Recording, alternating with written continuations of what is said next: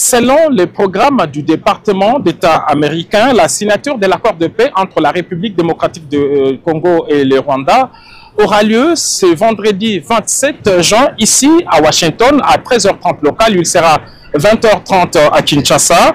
C'est un programme très léger en présence du secrétaire d'État américain Marco Rubio, Madame la ministre d'État et ministre des Affaires étrangères de la RDC, Thérèse Kayipamba, et son homologue du Rwanda vont signer cet accord qui est censé mettre un terme à la guerre et obtenir le retrait inconditionnel des groupes armés.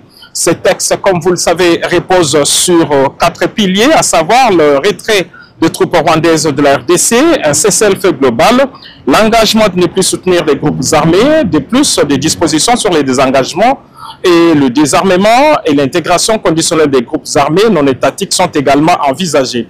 Selon plusieurs analystes rencontrés ici à Washington ainsi que des diplomates, il s'agit d'un texte très équilibré.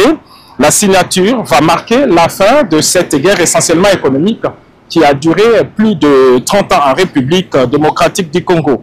Une rencontre bilatérale est prévue à l'issue de cette signature entre la chef de la diplomatie congolaise et son homologue américain.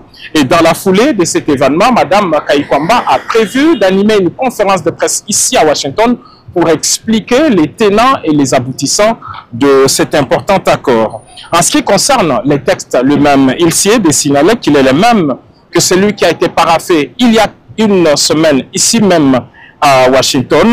Les deux ministres des Affaires étrangères sont déjà sur place dans la capitale américaine. Madame Thérèse Kayipamba est accompagnée d'une forte délégation de la présidence de la République, ceux-là qui ont travaillé avec efficacité et discrétion sur cet important dossier. C'est donc un autre succès diplomatique important pour le président de la République, Félix Antoine Tshisekedi Tshilombo, mais c'est aussi le début d'un partenariat privilégié entre la République démocratique du Congo et la première puissance mondiale, à savoir les États-Unis d'Amérique.